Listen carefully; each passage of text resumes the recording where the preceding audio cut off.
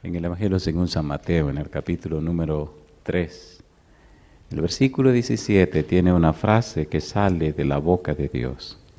Dice el versículo 17, y hubo una voz de los cielos que decía, este es mi Hijo amado, en quien tengo complacencia. ¿Qué les parece si nos ponemos en pie y oramos? Querido Padre Celestial, gracias por estar con nosotros. Gracias, Señor, por la compañía de los ángeles. Gracias, Dios, por la dirección de su Espíritu Santo. En esta hora, Señor, rogamos que sus santos ángeles puedan batir sus alas y despejar cualquier oscuridad que haya en el ambiente. Que llene con su luz preciosa, Señor, este lugar y otro cualquier lugar en la ancha faz de la tierra que en esta hora escucha, recibe la presentación de su palabra. Rogamos, Señor, que el Santo Espíritu en este momento nos traiga palabra de vida para la vida eterna. Señor, que escuchemos la palabra de Jehová, que vive y permanece para siempre.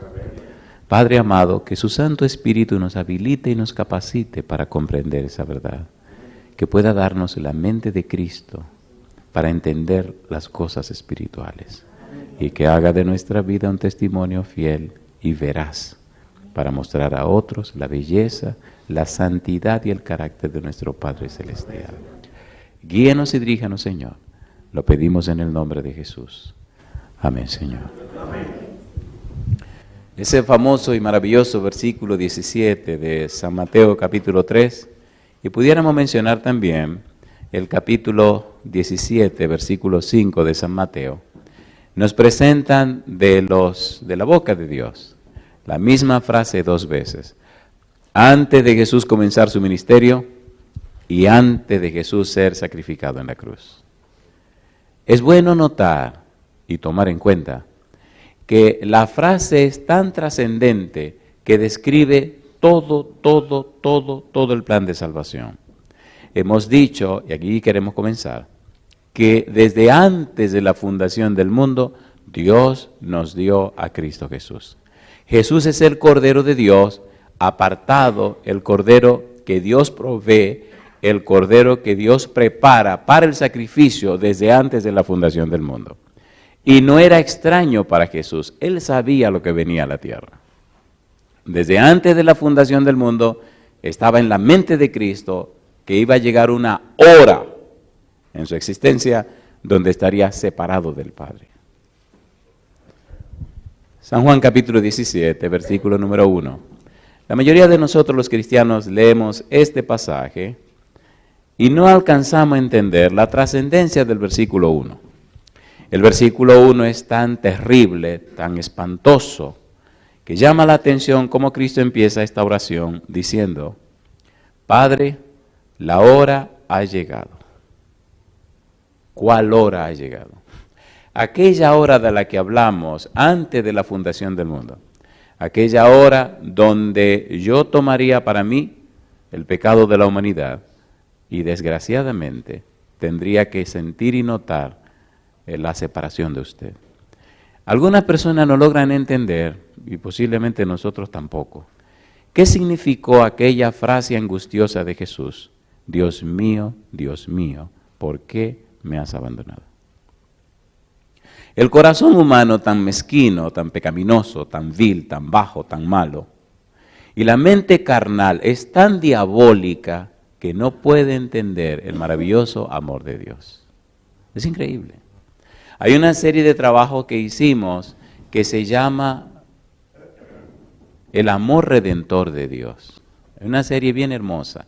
Y en esa serie hablamos de que si usted no conoce el amor de Dios, usted no conoce el amor de Dios. El amor de Dios no puede ser comparado con ningún otro amor, ni siquiera con el amor de las madres. Y entonces presentamos algunas evidencias, como madres se comieron a sus hijos. No hay amor que se compare con el amor de Dios. Y si usted no ha estudiado el amor de Dios, usted no sabe lo que es el amor de Dios. Imagine por un momento en la mente de Cristo cómo estaba presente el pensamiento que llegaría a una hora donde tendría que estar divorciado, separado del Padre.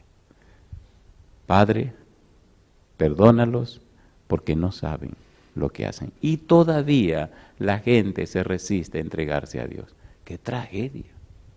¡Qué barbaridad! Pudiéramos nosotros decir entonces que siendo que el plan de salvación se trazó antes de la fundación del mundo y que el eje o centro del plan de salvación es la persona de Jesús y que la base o el desarrollo del plan de salvación es el Cordero de Dios, número 1, apartado para el sacrificio, número 2, un Cordero que después que sea inmolado, entonces recibiría todo honor, toda gloria y todo reconocimiento. Pudiéramos pensar entonces en una teología del Cordero. Y es interesante en la Biblia. Cuando usted lee la Biblia desde Génesis hasta Apocalipsis, encuentra una teología del Cordero. Ya hablamos antes de la fundación del mundo y ahora debemos ir al libro de Génesis para ver cómo se maneja el asunto de la teología del Cordero o el sacrificio del Cordero. Génesis capítulo 3, versículo número 15. Adán y Eva pecaron, cometieron su poca vergüenza y cuando Dios viene a preguntar, nadie se quiere hacer responsable. Cada uno le tira la pelota al de al lado a ver cómo culpa al siguiente. Esa es la actitud del ser humano. Siempre es inocente, aunque lo encuentren con la mano en la masa. Dice Génesis capítulo 3, versículo 15, y pondré enemistad entre ti y la mujer, y entre tu simiente y la simiente suya. Esta te herirá en la cabeza, y tú le herirás en el calcañar. La historia la conocemos. Adán y Eva cometen su pecado. Hay una frase interesante, muy interesante en el capítulo 3, que quisiéramos ver así de paso. Dice, capítulo 3, Génesis capítulo 3, vamos a ver el versículo número 5. Dice Satanás, sino que sabe Dios que el día que comáis de él serán abiertos vuestros ojos. ¿Y qué dice ahora? Y seréis como Dios, sabiendo el bien y el mal. ¿Y seréis como dice? Como Dios. Así que Adán y Eva le compran esta receta a Satanás y traen la tragedia y la desgracia al mundo. En el versículo 9, Dios viene a ver qué es lo que está pasando. Pero la belleza, a mí lo que me maravilla de Dios es que en la mente, en el corazón de Dios, y perdone que use figura humana para hablar de Dios, pero yo no soy un ser humano, en la mente de Dios está claro que el amor por sus hijos es tal que Él viene a resolver el problema. Sin embargo, Dios es tan claro, y pudiéramos decir tan ético, tan responsable, tan justo, que la paga del pecado es muerte. Y usted pecó, usted muere. Aunque la muerte tenga que pagar al mismo Dios. Eso me gusta de Dios. Es todo un caballero. Y al pecar Adán y Eva, no sorprendió el pecado de Adán y Eva la provisión de Dios. La provisión estaba hecha desde antes de la fundación del mundo. Ponga claro en su mente lo que viene ahora. Y es lo que me llama y lo que me llena de gozo, saber que amo, adoro y soy de un Dios que es todo un caballero. Viene y pregunta, ¿qué es lo que pasa aquí, mi negro? ¿Dónde estás tú, Adán? Y sigue haciendo preguntas, y sigue haciendo preguntas. Solamente un juicio investigador. Recuerde que Dios no hace preguntas porque Él no sabe. Dios hace preguntas para que Adán y Eva sepan. Él sabe, Él lo sabe todo. ¿Dónde estás tú? Él no es una pregunta geográfica, no es una pregunta de lugar, no. Dios sabe que están detrás del árbol escondiéndose. ¿Dónde estás tú? La pregunta a Lucifer, ¿de dónde vienes? Dios colocó a Adán y Eva en una situación tan preferencial que los llamó hijos. Y los llamó, de tal manera los llamó hijos. Cuando tenga tiempo lea el Salmo 104. Cuando tenga tiempo lea Romanos 3:23. Los llamó de tal manera hijo que los cubrió con la luz que lo cubre a él. Le mandó a hacer un trajecito chiquito de lo que él se usa en su sastrería. Los cubrió con su manto de justicia.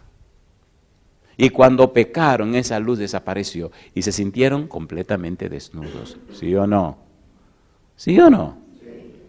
Ahora desnudos y avergonzados, Dios no los abandona.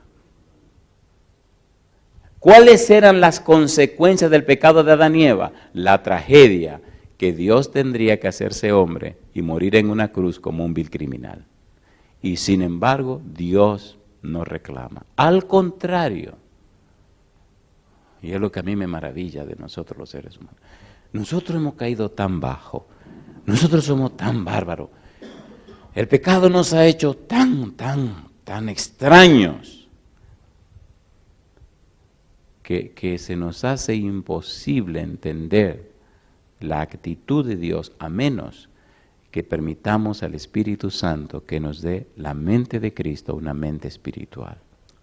Después de hacer las preguntas, de poner las cosas sobre la mesa, entonces Dios da una solución al problema.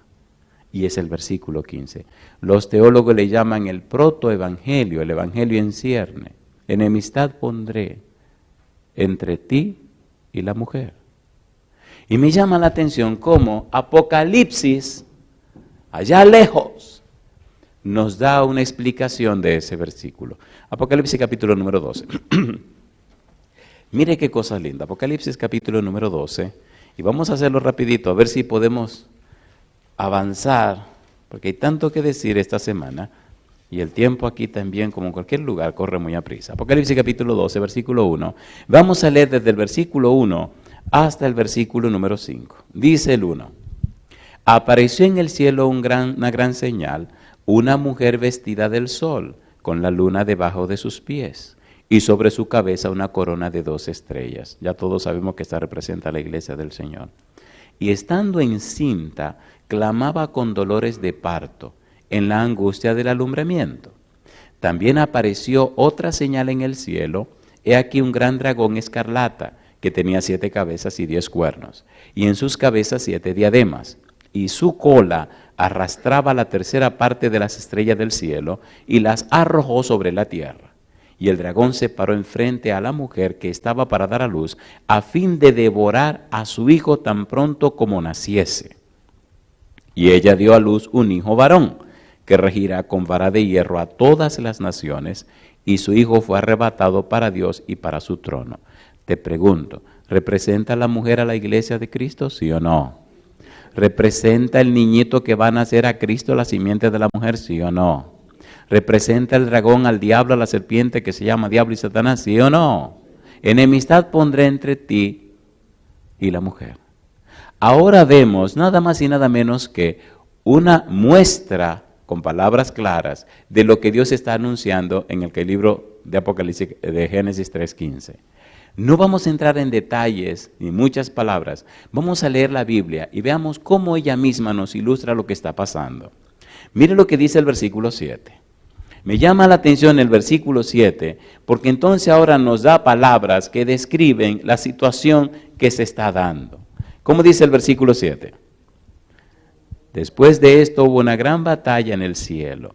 Miguel y sus ángeles luchaban contra el dragón, y luchaban el dragón, ¿y quiénes? Y sus ángeles, pero no prevalecieron, ni se halló ya lugar para ellos en el cielo. Y fue lanzado fuera el gran dragón, la serpiente antigua, que se llama Diablo y Satanás, el cual engaña al mundo entero. Fue arrojado, ¿dónde dice? A la tierra, y sus ángeles fueron arrojados, ¿con quién? Con él. Recuerde que en el versículo 4 decía, y su cola arrastraba la tercera parte de las estrellas del cielo, y las arrojó sobre la tierra. ¿Está hablando de Satanás y sus demonios, sí o no? ¿Dónde vinieron a parar? A la tierra. ¿Qué hicieron Adán y Eva? Pecaron, así que hicieron su trono y su gobierno aquí en la tierra. Ahora hay un conflicto en la tierra, hay una situación difícil en la tierra. Sigamos leyendo la Biblia, versículo número 8, versículo número 10, perdón.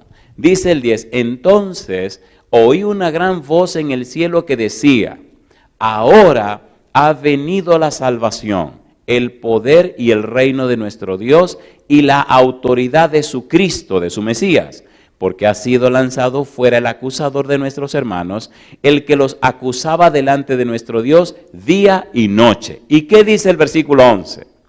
Y ellos, ¿qué cosa?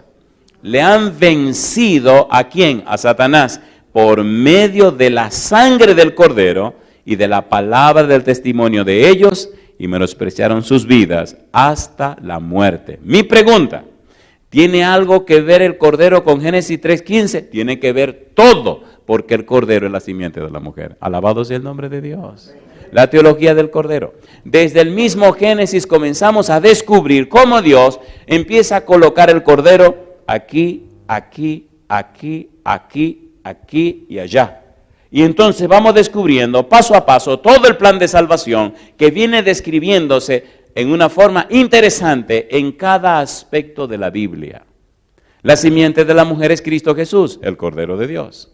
Y ahora se ve claramente la guerra entre el Cordero de Dios y Lucifer. Pregunto, ¿hirió o no hirió la serpiente a Cristo en el calcañar? ¿Sí o no? ¿Lo hirió o no lo hirió? Colosenses capítulo número 2. Vamos rapidito. Colosenses capítulo 2, versículo 14 y 15. ¿Dónde lo hirió? ¿Cuándo lo hirió? ¿Cómo lo hirió? Bueno, lo hirió en la cruz del Calvario. ¿Qué significa que lo hirió? ¿Qué tiene que ver esto con la experiencia de Jesús? Colosenses capítulo 2, versículo 14 y 15. La muerte de Cristo en la cruz es un asunto tan espantoso, es un asunto tan terrible, tan bochornoso, tan feo, tan asqueroso, tan maldito.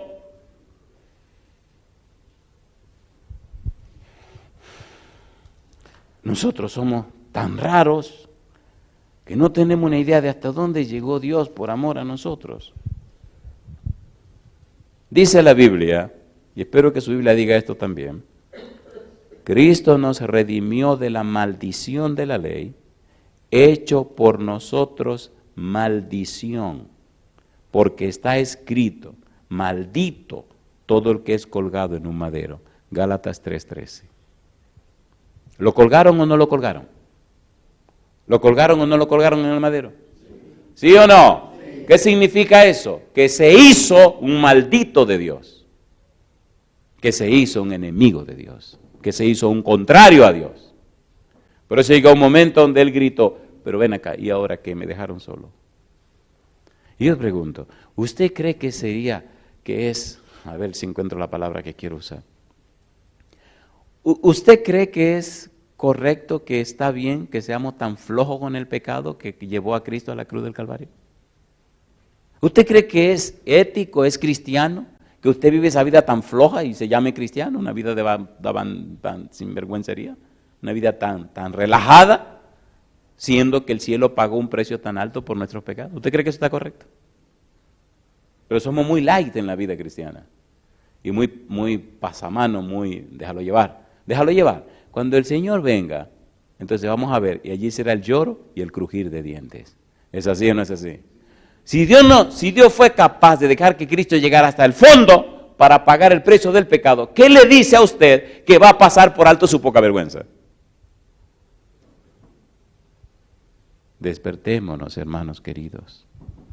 Despertémonos. Colosenses capítulo 2, versículo 14 y 15. Cristo pagó en la cruz el precio del pecado y venció a Satanás. Por eso dice, y ellos le han vencido por medio de la sangre del Cordero. Dice el versículo 14, anulando el acta de los decretos que había contra nosotros, que nos era contraria, quitándola de en medio y clavándola en la cruz. Y ahora dice, y despojando a los principados y a las potestades, los exhibió públicamente, triunfando sobre ellos en la cruz. El Cordero que fue inmolado desde antes de la fundación del mundo, la simiente de la mujer, dejó bien claro en la cruz que pisó la cabeza de la serpiente y la aplastó. ¿Lo hizo o no lo hizo? ¿Sí o no? Entonces ahora nosotros podemos libremente, gozosamente, levantar nuestro rostro hacia arriba y dar gloria a nuestro Padre Celestial. Recuerde que todo esto ocurre por amor de Dios. Y todo eso sucede por la gracia de Dios, por la misericordia de Dios. Por eso es tan importante entender y comprender todo lo que se está desarrollando. Vencemos al diablo por la sangre del Cordero. Vencemos a Satanás porque Cristo venció en la cruz. Vencemos en Cristo Jesús. Aquí me detengo. ¿Tiene sentido o no tiene sentido? ¿Tiene sentido o no tiene sentido? Génesis capítulo 3, versículo 21. Veamos esto de una forma más práctica. Y mire qué cosa linda. Vamos rapidito porque esta parte es hermosa y quisiéramos entrar en detalles. Génesis 3, 21. En el versículo 15, el Señor presenta la profecía. Y en el versículo 21, Dios hace algo práctico. Dios hace algo en el momento.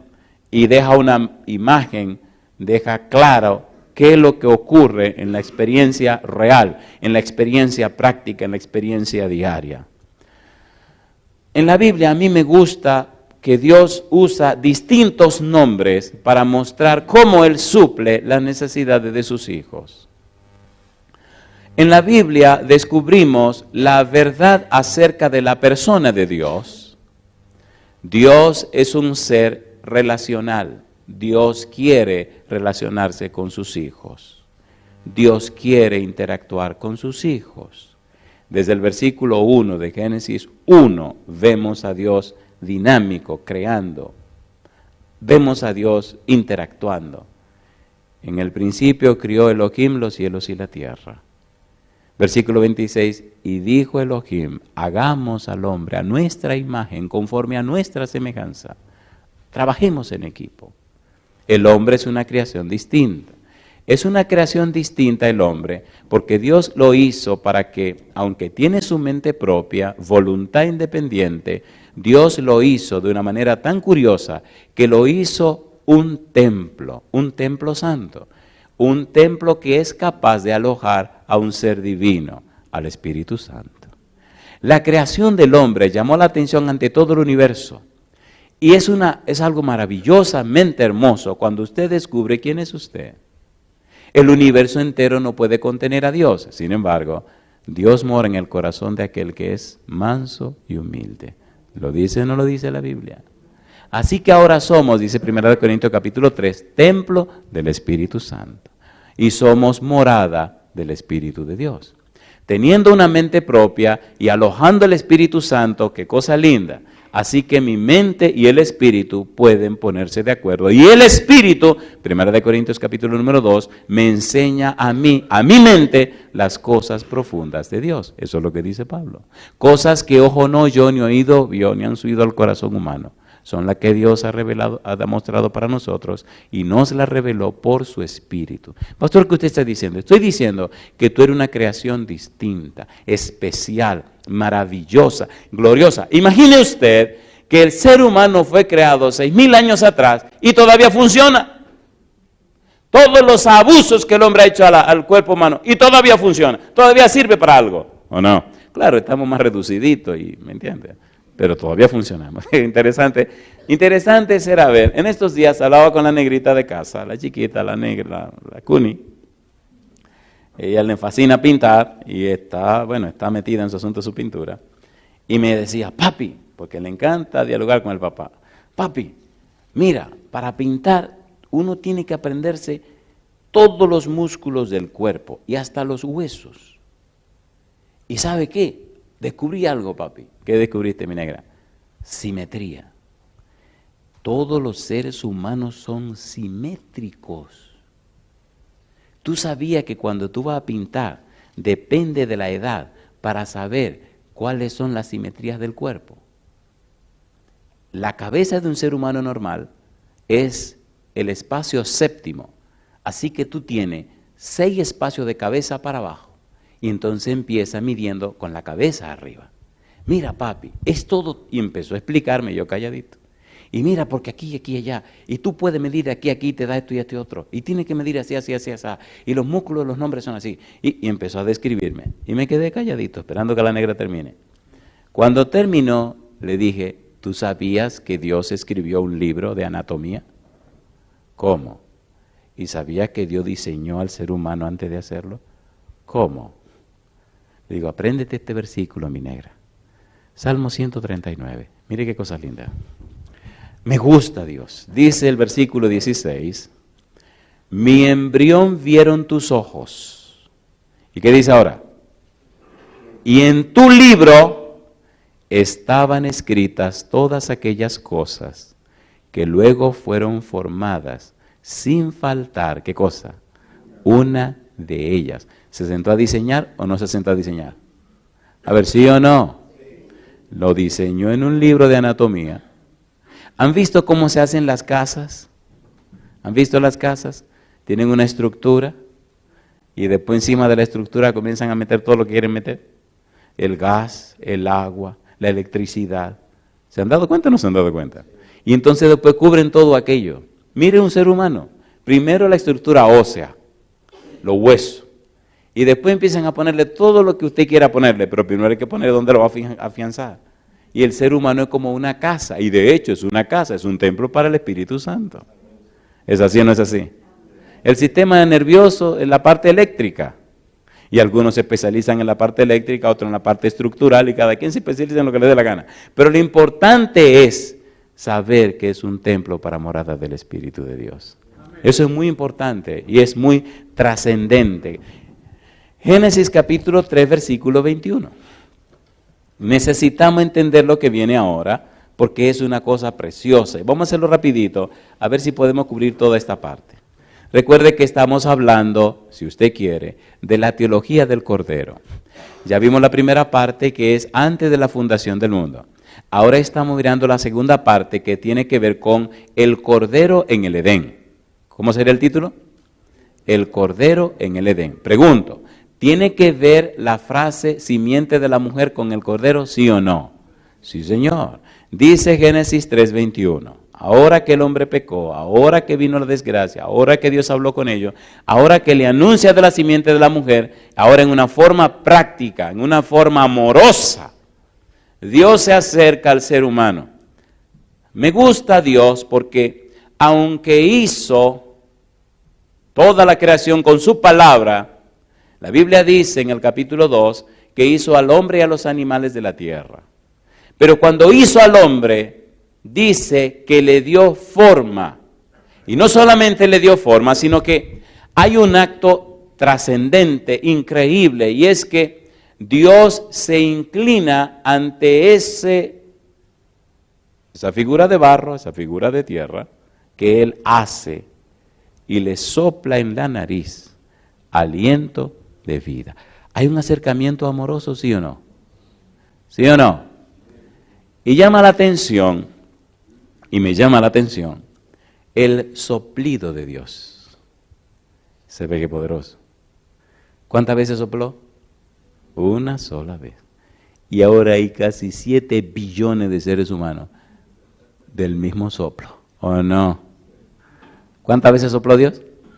Imagínense que hubiera soplado por lo menos 10 veces. Sopló una sola vez. Y de ese soplido que le dio a un ser humano llamado Adán, le ha dado vida a todo lo que han pisado la tierra. ¿Es poderoso o no es poderoso? Entonces, ¿cómo podemos vivir una vida tan miserable con un Dios tan poderoso? ¿Cómo es posible que seamos cristianos tan flojos? ¿Se entiende, por favor? Lamentándonos y lamiéndonos las heridas. ¿Qué pasó?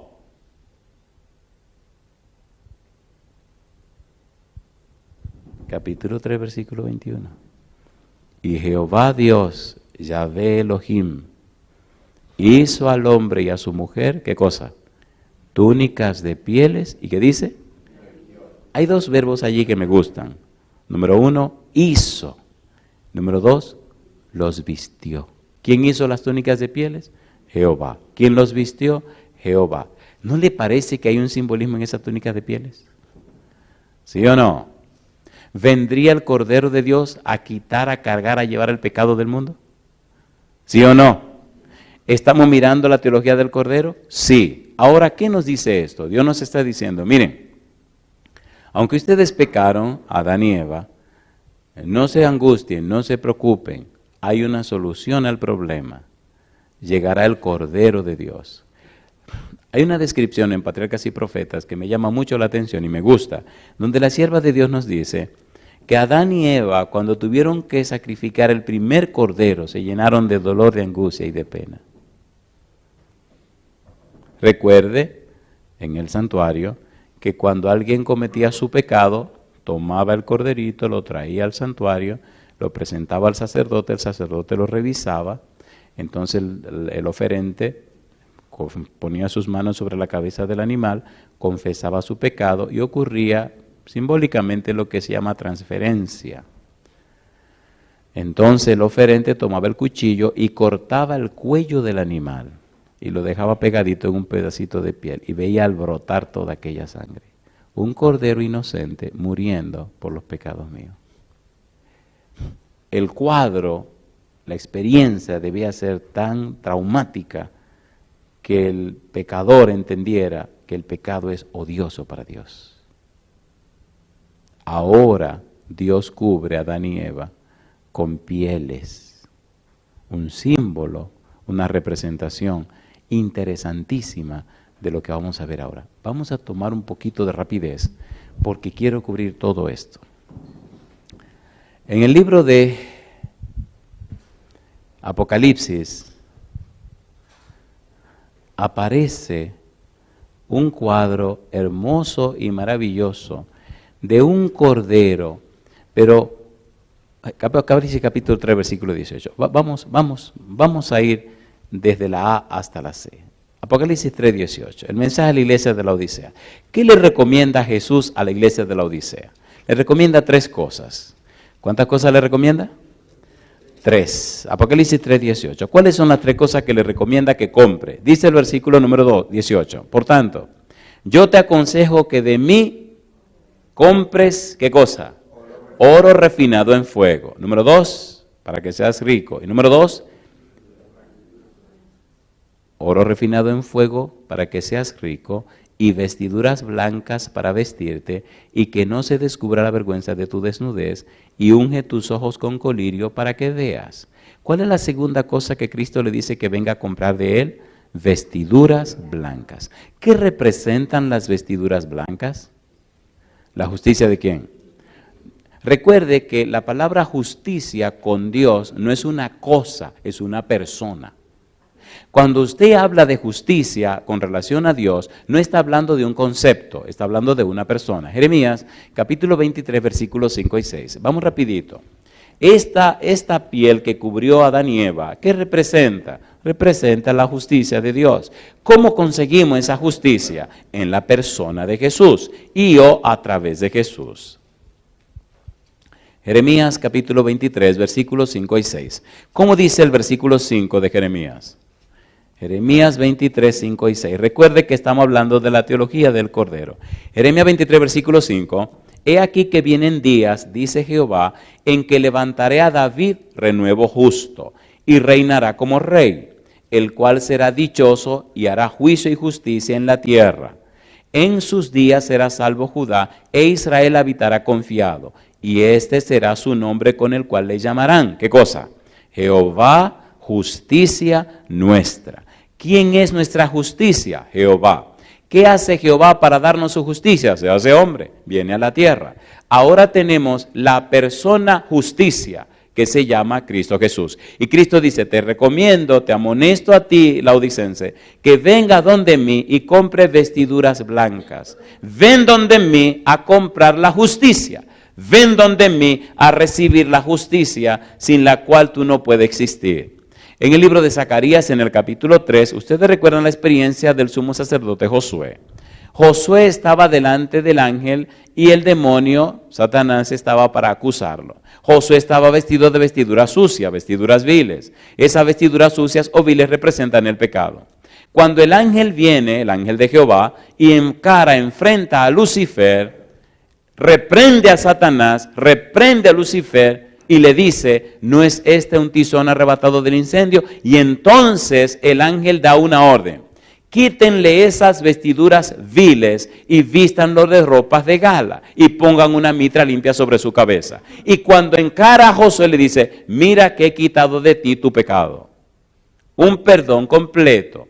Le quita el pecado, la ropa sucia y lo viste con un manto de justicia. Ese manto de justicia no es una cosa. No es una doctrina, no es un concepto, es una persona. Y esa persona se llama Cristo Jesús. Y esa persona es el Cordero de Dios.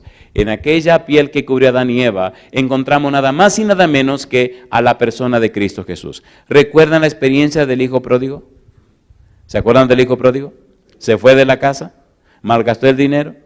Dice el versículo 17 del capítulo 15 de Lucas, y volviendo en sí dijo, y volviendo en sí, y despertándose, y teniendo un cambio en su mente y arrepintiéndose y teniendo un cambio en sus patrones mentales, en sus estructuras mentales y habiendo una variación en su mente, entonces se acordó de el perfil o los perfiles o los atributos de Dios. Hasta que el ser humano no tiene esa experiencia, su vida no tiene sentido. Tiene que tener una clara percepción de la persona de Dios para entonces empezar a tener sentido en su vida. Y cuando eso ocurrió, dice San Lucas capítulo 15, que el muchacho decidió regresar a la casa. Y mire lo que ocurrió, San Lucas 15. Cuando regresa a la casa, mire lo que ocurre, mire lo que hace el padre. San Lucas capítulo 15, versículo 21. Y el hijo le dijo: Padre, he pecado contra el cielo y contra ti, ya no soy digno de ser llamado tu hijo. Pero el padre dijo a sus siervos: sacad, ¿qué cosa dice? El mejor vestido. ¿Y cuál es el mejor vestido? La justicia de Dios. Y vestidle y poned un anillo en su mano y calzado en sus pies. ¿Y qué dijo el papá? Y vamos a hacer una fiesta. Y traed el becerro gordo y matadlo y comamos y hagamos fiesta, porque este mi hijo muerto era y ha revivido, se había perdido y es hallado. Y comenzaron a regocijarse. Yo te pregunto, ¿le cambiaron la ropa o no le cambiaron la ropa?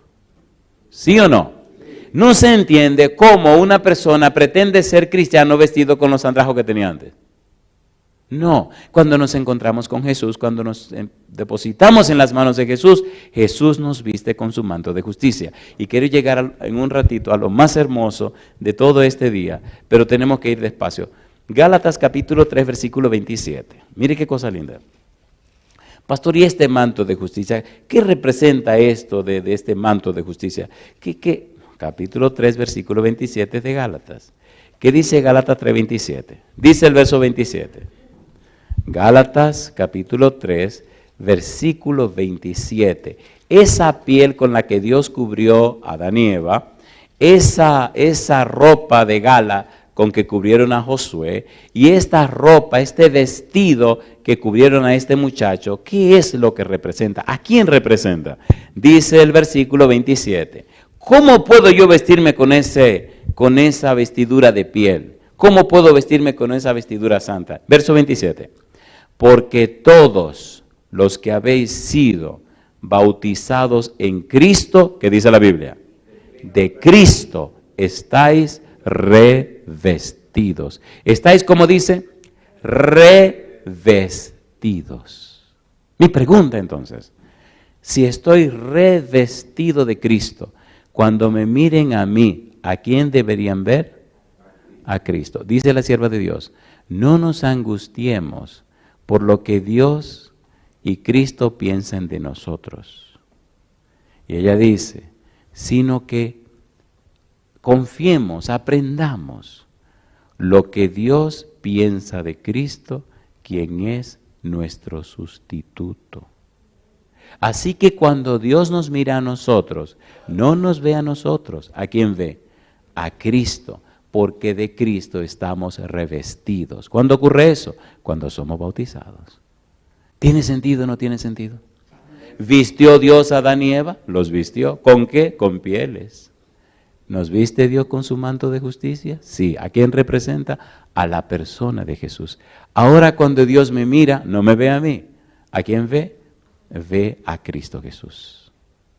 Pastor, ¿y cómo es esto? Romanos capítulo 3. Veamos cómo Cristo logró eso. ¿Y cómo funciona eso? Romanos capítulo 3. Mire qué cosa linda. Romanos capítulo 3. El apóstol Pablo intenta explicarnos esto. Versículo 21. Dice Pablo, pero ahora, aparte de la ley, se ha manifestado, ¿qué cosa dice? La justicia de Dios, testificada por la ley y por los profetas. Y dice Pablo, la justicia de Dios, ¿y qué dice ahora? Por medio de la fe en Jesucristo, para todos los que creen en Él, porque no hay diferencia. Por cuanto todos pecaron y están destituidos de la gloria de Dios, siendo justificados, ¿cómo dice? gratuitamente por su gracia, mediante la redención que es en Cristo Jesús, a quien Dios puso como propiciación por medio de la fe en su sangre para manifestar su justicia a causa de haber pasado por alto en su paciencia los pecados pasados. Versículo 26. Con la mira de manifestar en este tiempo su justicia, a fin de que Él sea el justo y el que justifica al que es de la fe de Jesús. ¿Qué nos está diciendo Pablo? Pablo nos dice, Cristo trajo la justicia de Dios. Cristo es la justicia de Dios. Ahora, por la fe en Cristo, recibimos la justicia de Dios, que es Cristo. Ahora Cristo nos redime. La idea de redención significa, ahora Cristo viene y nos compra del mercado de esclavo de Satanás y nos paga con su sangre preciosa. Y entonces volvemos a ser miembros de la familia de Dios e hijos del Dios Altísimo, el Cordero de Dios. ¿Esto tiene sentido o no tiene sentido?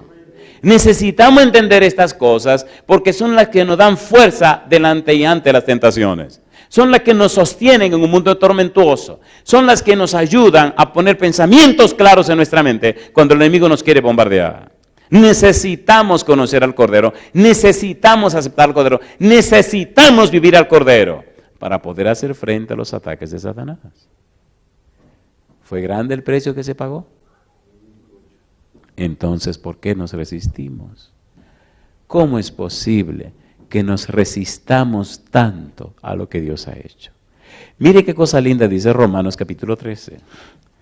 La Biblia es un manantial.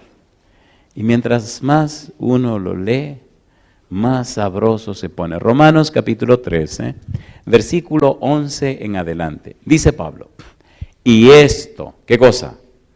Conociendo el tiempo, Romanos 13, 11, que es ya hora de levantarnos del sueño, porque ahora está más cerca de nosotros nuestra salvación que cuando creímos. Y dice Pablo, la noche está avanzada y se acerca el día. Desechemos pues las obras de las tinieblas. ¿Y qué dice? Y vistámonos las armas de la luz. Pregunto, si yo acepté al Cordero, si me bauticé, si estoy vestido de Cristo Jesús, ¿quién fue que dijo, yo soy la luz del mundo? Cristo Jesús. Pero ¿quién fue que dijo, vosotros sois la luz del mundo? Cristo Jesús. De modo que cuando usted llega a cualquier lugar, entonces el lugar tiene que llenarse de luz. ¿Por qué llegó usted? ¿Sí o no? Recuerdo cuando era un adolescente. Ese verano, mi primer verano en la universidad, fui a Santiago. Nunca se me olvida esta experiencia, me da risa, pero bueno. Nosotros no sabemos lo que somos, pero qué cosa linda descubrir lo que somos y vivir lo que somos y gozar de lo que somos. Llegué a mi casa, era el verano, pasé una semana, 2 semanas en mi casa leyendo, comiendo, sin hacer nada. Uy, me desesperé porque de niño siempre he trabajado mucho. Y había ido un día de curiosidad en la universidad, vinieron de que, ¿sabe cómo son los? ¿Hay algún colportor aquí? Qué raro. ¿Qué? ¿No hay ningún colportor aquí? Bueno, pues hay uno, yo estoy levantando mi mano. Y en la universidad dieron un entrenamiento para colportores. Y ese rato lo tenía libre y me metí de curioso a ver cómo era el negocio de los colportores, porque yo no sabía cómo era eso. Y sabe que yo no son ni tontos ni perezosos, los colportores te cortan rapidito.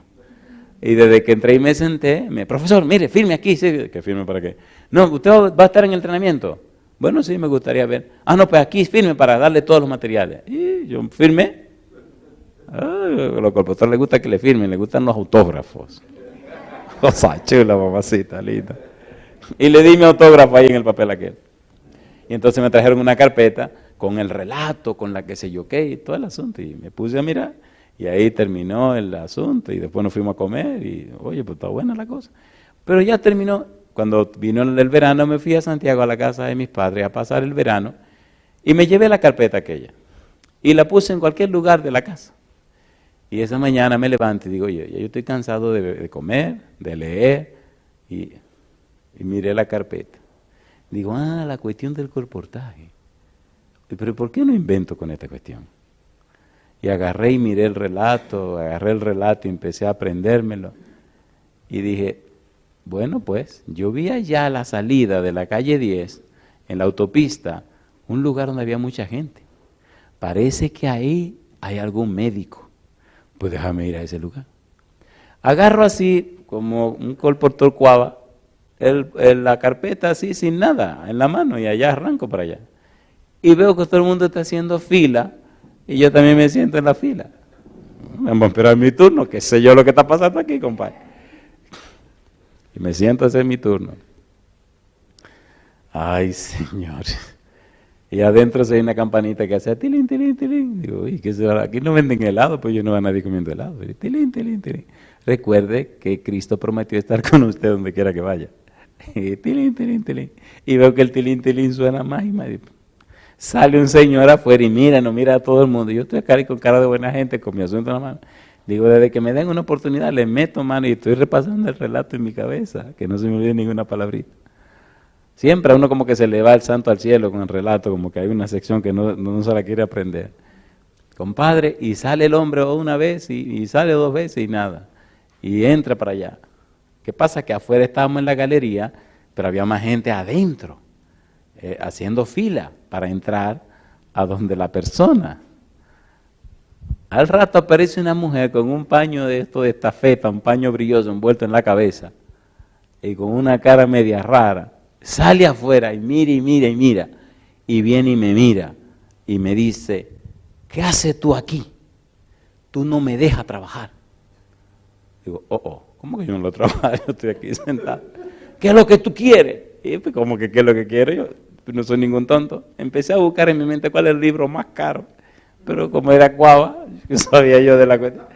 Me ocurrió un asunto de que, como vi tanta gente pensar en medicina, Tratado Práctico de Medicina Moderna. Yo no creo que era muy moderno el libro ese, ¿no? Porque después vi unos modelos de ese libro viejísimo.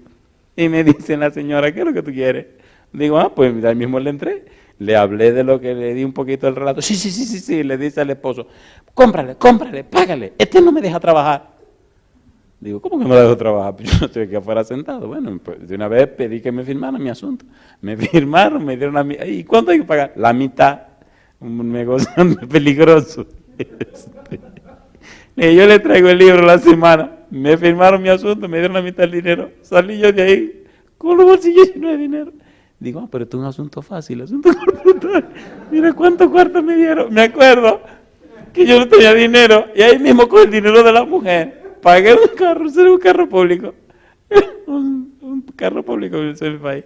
Y más adelante, como a 1,5 millas, yo había visto un complejo de casas.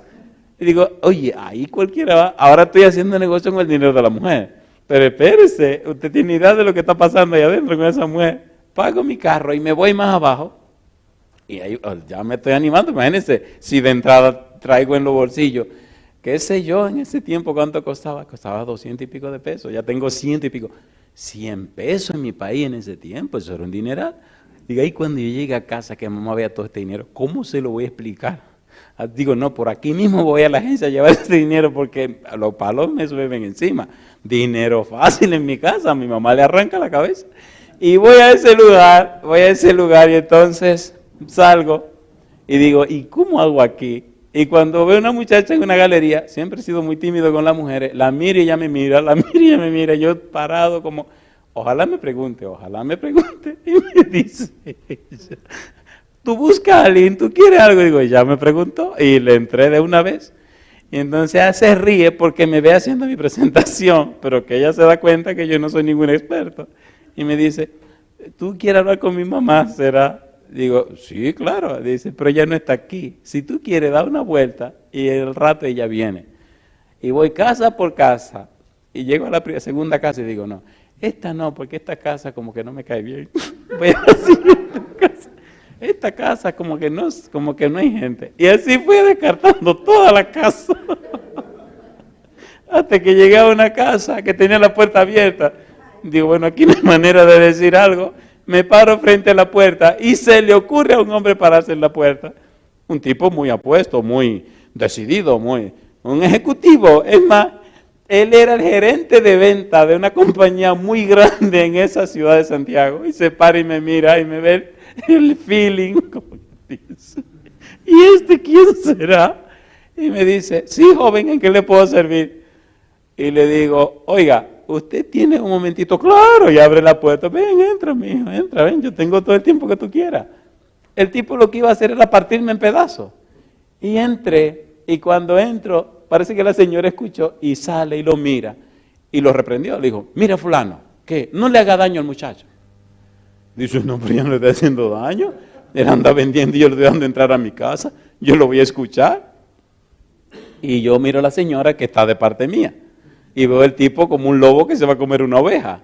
Y dije en mi mente, ay Dios mío, ayúdame con este tipo, yo no sé en qué lío me estoy metiendo. Y me dice, siéntate, preséntame, ¿qué es lo que tú vendes? Digo, no, yo no vendo nada. Dice, no, digo, no, yo no ando vendiendo nada. Dice, me gusta, sigue. Digo, yo no ando vendiendo nada, yo soy un estudiante, pero no ando vendiendo. Yo ando visitando a la familia para ayudarle con sus problemas matrimoniales. ¿Ah, sí? Y la señora miró, y la señora se sonríe, y entonces se queda mirando también. Y dice, pues dime, ¿cómo tú lo haces? Y empecé con mi relato. Era un libro que había escrito Cortés acerca de los hijos, un sitio en la cumbre, algo así era que se llamaba el libro. Eso era cuando Cristo vino a la tierra. Y los libros eran bien baratitos. Y entonces empezó a hablar de, ¿tienen hijos? Sí, empezó a hablar de los hijos, de lo que el libro enseña. Y el hombre quedó calladito, escuchando todo lo que yo tenía que decir. Cuando terminé de hablar, me miró y me dijo, yo te compro el libro. La esposa se quedó con la boca abierta. Y dice, ¿tú? Dice, sí, yo le compro el libro a él. ¿Cuánto cuesta el libro? Digo, cuesta 47,50. Recuerda que el tipo ya tiene el bolsillo lleno de dinero. Me dice, ¿y tú no tienes otro libro además de ese? Digo, no, yo tengo una montaña de libros que le puedo vender. Y me dice, ¿cuáles son? Digo, no, yo no sé, pero yo voy y pregunto. El tipo se ríe y los ojos se le llenan de lágrimas. O sea, me dice, tú no eres vendedor. Digo, yo solo dije desde que yo llegué aquí. Mira muchacho, tú tienes algo. ¿Por qué tú no te vienes conmigo a la compañía? Mira, ven conmigo a la compañía, yo te voy a enseñar. Y le dice la señora, ¿y qué tú le vas a enseñar si te está vendiendo? O sea, en otras palabras, ¿qué te pasa a ti? Pues el hombre sacó su cartera y me dio el dinero. Dice, tú eres un tipo honesto. Y entonces le pregunta a la esposa, pero a ti nadie jamás te vende nada. ¿Cómo es que este muchachito te está vendiendo? Y él se puso serio y la miró. Con una mirada de esa mirada que los hombres tienen cuando se incomodan. La miró y le dijo, él no es un vendedor. Desde que empezó a hablar, dije, si comete una sola falta de dicción, no le compro. Si quita una S o añade una S, no le compro. Cualquier error que cometa en la forma de hablar, no le compro.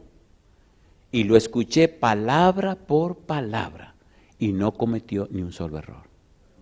¿Quién no comete un error de dicción hablando 15 o 20 minutos? Yo le compro. Y mira muchacho, ¿por qué no viene a una escuela de entrenamiento que yo tengo y empezó? Digo, yo le dije que yo no soy un vendedor. Dice, ¿pero qué tú estás vendiendo? Digo, no, acuérdese lo que yo le dije. Bueno, está bien, como tú lo digas, ok. Pero, ¿por qué no viene y yo te enseño? Y trabaja conmigo en mi compañía. Yo soy el gerente de una compañía, pero tengo mi propia compañía. Mira, yo te enseñaría y mira, te haría rico. Yo no quiero ser rico. Dice, este muchacho es raro, le dice a la esposa. Bueno, se me entregó el dinero, yo agarré mi dinero, me firmó el asuntito aquel, y salgo yo de esa casa, pero digo, wow, esto de comportarse es fácil. Ya yo tengo en mi bolsillo casi $200, $200. Pues salí, me monté en el carrito y me fui a la agencia a llevar todo ese dinero. Pero tú no apareces en la lista, me dicen en la agencia, pues póngame. Pero que tú no te inscribiste. Mire, póngame ahí en la cuestión del colportaje este. Entregué todo, al otro día fue a llevar el libro a la señora aquella y al caballero este. Cuando llegué, el mismo show. El diablo no podía trabajar con la mujer porque era un asunto de espiritismo. La mujer con el paño en la cabeza y el túbano en la mano. Era el demonio lo que recibía en la casa. Recibía espíritu, recibía esa mojiganga para bregar con la gente. Pero cuando Cristo anda contigo, no hay diablo que te pueda tocar. Romanos 13, 11 al 14, aquí termino. Andemos como de día, honestamente, no en glotonerías y borracheras, no en lujurias y lascivias, no en contiendas y envidias. ¿Qué dice ahora? Sino vestíos del Señor Jesucristo y no proveáis para los deseos de la carne. Y yo le pregunto, ¿le gustaría tomar la decisión de ser vestido de Cristo Jesús? Si su decisión es sí, póngase en pie conmigo. Ser vestido de Jesús significa que usted acepta poner su nombre en el libro de la vida, que usted acepta cubrirse con el manto de justicia de Jesús. Si usted ya lo hizo en el pasado a través del santo bautismo, bendito sea. Si no lo ha hecho, le recomiendo, hágalo pronto, para que le quiten el manto de pecado que lo cubre y lo vistan con el manto de la justicia de Jesús, que es la persona de Jesús. Querido Padre Celestial, gracias por esta nueva oportunidad de hablar con usted y conocerle más. Gracias por darnos a Jesús. Gracias por su justicia preciosa. Gracias, Señor, por el Cordero de Dios que carga, que lleva los pecados del mundo. Gracias, Señor, por su compañía, su cuidado, su dirección y protección. Permita, Dios, que los amigos y amigas presentes, pero también los amigos y amigas que nos escuchan o ven en cualquier lugar del mundo, que en este momento, Señor, tomen la firme decisión de aceptar a Cristo como su Salvador personal, de vivir la experiencia del santo bautismo para que tengan derecho a ser miembro de la familia de Dios, tengan derecho para ser vestidos con el manto de justicia y tengan la oportunidad de vivir en la patria eterna con nuestro Padre Celestial. Dios, gracias. Diríjanos este día y siempre. Lo pedimos en el nombre de Jesús. Amén, Señor.